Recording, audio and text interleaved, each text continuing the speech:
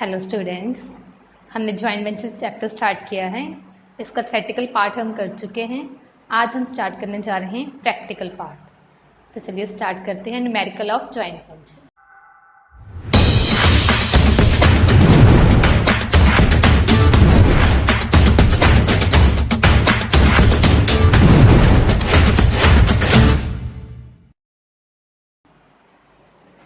Accounting for joint venture हमारे chapter का name है। तो ये प्रैक्टिकल प्रॉब्लम है। इसमें बोला गया है A B and C were partners in joint venture on the following terms. A B C partners हैं, तो इस फॉलोइंग टर्म्स पे उन्होंने जॉइंट वेंचर में एंटर किया है। ए परचेज गुड्स वर्थ ₹10,000। ए ने जो परचेज किए गुड्स 10,000 की हैं। सी ने परचेज की हैं गुड्स 5,000 की। बी ने परचेज की हैं 2,000 की गुड्स और उसने जो एक्सपेंसेस पे की हैं वो है 200। ए पेड फ्रेड ₹100। ए ने जो फ्रेड पे किया है वो ₹100 का है। बी ने जो सेल की है goods on the behalf of joint venture ₹30,000। जो बी है पूरे जॉइंट वेंचर का काम वही देख रहा है और वही सेल कर रहा है। Prepare joint venture account and co venture account in the books of B. तो in the books of B हमने joint venture account and co venture account बनाना है। तो अगर बी की बुक्स में बोला गया है तो मतलब जो मेन है बी ही इसका सारा काम देखेगा, जो ए और सी हैं वो अदर को वेंचर्स हैं। तो जब भी हमने बी जो मेन जॉइंट वेंचर कर रहा है उसकी बुक्स में हमने बैंक अकाउंट की लिखना है और जो अदर्स हैं ए एंड सी हैं इसमें हमने को वेंचर अकाउंट के साथ ट्रांजैक्शन को डालना है। तो चलिए स्टार्ट करते हैं। In the books of B, in the books of B joint venture account.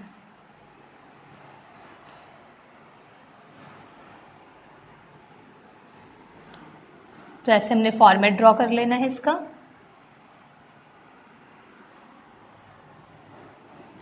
तो सबसे पहले में बोला गया है ए ने परचेज की हैं गुड्स वर्थ ₹10,000। ए बुक्स मेंटेन नहीं कर रहा तो इसमें हम लिखेंगे ए में को वेंचर अकाउंट टू एज। ए कर रहा है गुड्स परचेज्ड।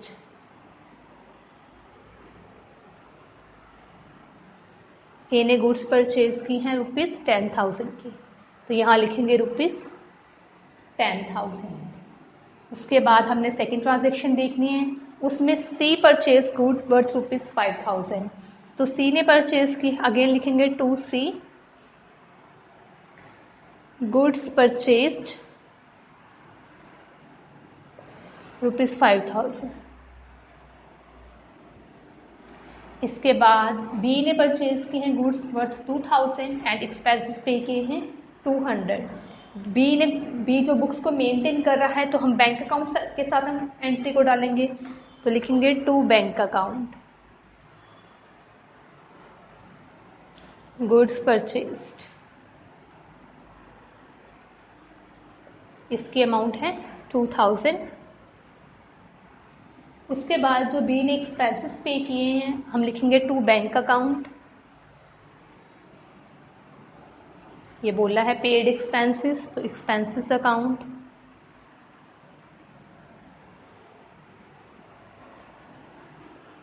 ये एक्सपेंसेस हैं 200 के। उसके बाद ए जो है बुक्स नहीं मेंटेन कर रहा और उसने फ्रेड पे किया है ₹100, तो हम लिखेंगे टू ए फ्रेड। इसने पे किया है फ्रेड ₹100 का। उसके बाद बी ने सेल की हैं गुड्स की।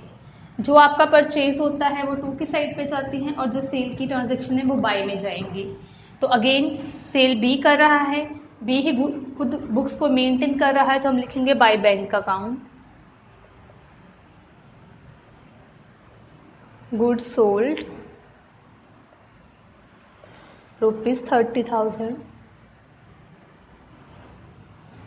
इसके बाद सारे ट्रांजैक्शन डालने के बाद हमने प्रॉफिट और लॉस निकालना होता है। प्रॉफिट और लॉस निकालने के लिए हमने डेबिट साइड को अलग से प्लस करना है, क्रेडिट साइड को अलग से करना है। फिर दोनों को डिडक्ट करेंगी, जो साइड छोटी होगी हमारा आंसर उस साइड पे निकलेगा। तो चलिए चेक करते हैं। क्रेडिट साइड पे है 30,000, डेबिट साइड पे है 10 + 5 15,000 टू 17,000, 17,000 एंड प्लस 300। तो 30,000 में से हमने ये साइड को डिडक्ट किया तो हमारे पास आंसर आ रहा है 30,000 माइनस ये पूरी साइड का टोटल बन रहा है 17,300। तो हमारे पास प्रॉफिट आ रहा है, हम लिखेंगे to profit transfer to A, B and C।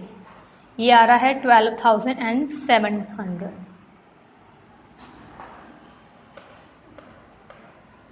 ये टोटल हमारा क्रेडिट साइड का ज़्यादा था, यहाँ पे भी 30,000 लिखेंगे और यहाँ पे भी 30,000। तो 30,000 में से हमने ये सारी अमाउंट को डिडक्ट किया, हमारे पास आंसर आया है 12,700। फिर हमारे पास जो आंसर निकला है, प्रॉफिट आया है, हमने उसको डिवाइड करना है रेशो में। हमें स्टेटमेंट पे कोई रेशो मेंशन नहीं की गई, अगर तो रेशो मेंशन होती तो हम उस एग्रीड रेशो में प्रॉफिट को डिवाइड करते, और अगर रेशो नहीं है तो हम इक्वली डिवाइड करेंगे।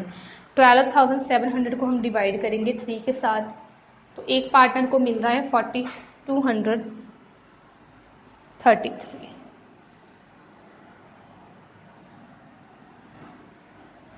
ये एक राउंड फिगर कर देते हैं। तो ऐसे आपका joint venture account in the books of B बन जाएगा। तो आपने एक्सपेंसेस परचेज इस साइड डालनी है, सेल इस साइड डालनी है, दोनों को डिडक्ट करना है। अगर आंसर इस तरफ आएगा तो प्रॉफिट, और अगर इस तरफ आएगा तो लॉस होगा। इसके बाद हमें बोला गया है ज्वाइंट वेंचर के बाद को वेंचर अकाउंट बनाने के लिए। तो अभी हम बनाएंगे को वेंचर अकाउंट।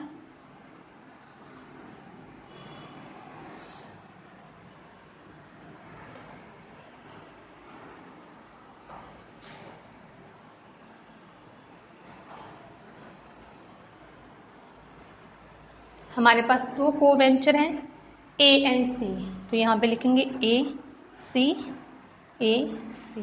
ये पर्टिकुलर्स हैं हमारे, ये भी।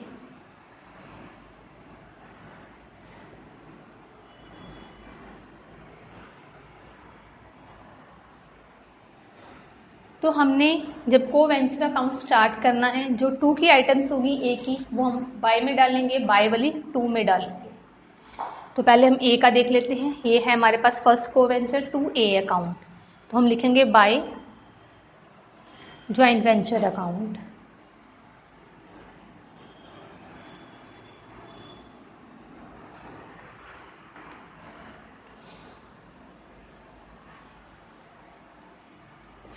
ये परचेज था, गुड्स परचेज की 10,000 की अमाउंट आ गई। फिर सी ने गुड्स परचेज की हैं, again by joint venture account C के अकाउंट में हम डाल देंगे 5,000। उसके बाद एक्सपेंसेस पे किए हैं ए ने, तो अगेन लिखेंगे बाय ज्वाइंट वेंचर अकाउंट।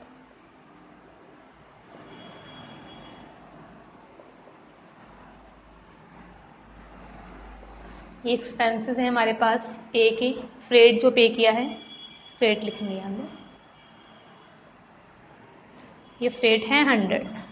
सी ने कोई एक्सपेंसेस पे नहीं किए तो उसके अकाउंट में हम अमाउंट नहीं डालें।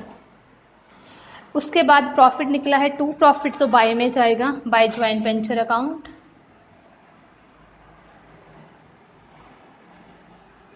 ब्रैकेट में प्रॉफिट ए का है, ए की अमाउंट 4,233, सी की अमाउंट सी के अकाउंट।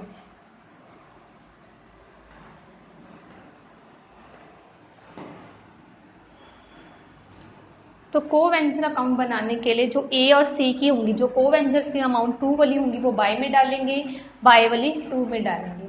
बाय में ए और सी ने कोई एक्सपेंसेस या कुछ भी उन्होंने पे नहीं किया, और कोई सेल नहीं की, कोई अनसोल्ड स्टॉक टू कवर नहीं किया, तो इस तरफ कुछ नहीं आएगा। तो हमने अब इस साइड को प्लस करना है, और जो टोटल हमारा आंसर निकलेगा वो आएगा 2 बैंक अकाउंट। हमारी बैलेंसिंग फिगर आ जाएगी। तो चलिए प्लस करते हैं। 10,000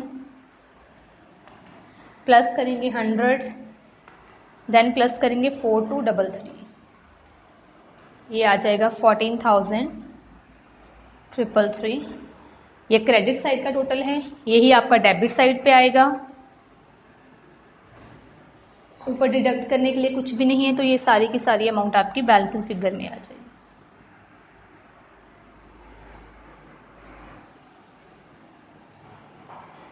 ऐसे हमने इसको प्लस करना है, ये बन गया 5 + 4 9,233, तो यही आपका यहाँ भी आ जाएगा। डेबिट साइड में डिडक्ट करने के लिए कुछ भी नहीं है, तो ये सारे का सारा आपका टोटल यहीं भी आ जाएगा 9,233।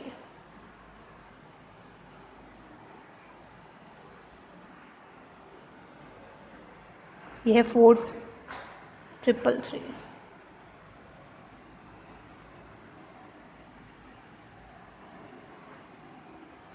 ये आपके जो डेबिट साइड में क्रेडिट साइड का टोटल है, वही आपने डेबिट में डालना है, और उसी के अगर डिडक्ट करने वाली कोई अमाउंट डिडक्ट करोगे, अदरवाइज ये अमाउंट आपकी सेम आ जाएगी।